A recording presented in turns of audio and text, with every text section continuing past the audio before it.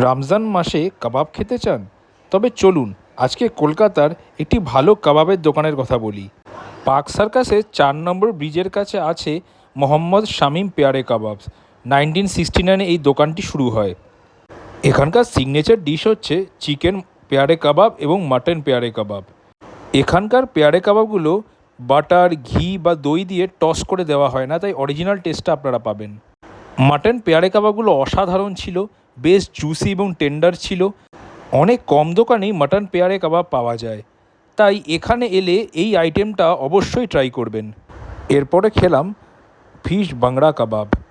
ভেটকি মাছ দিয়েই কাবাবটি তৈরি হয়, বেশ হালকা স্মোকড ভেটকি।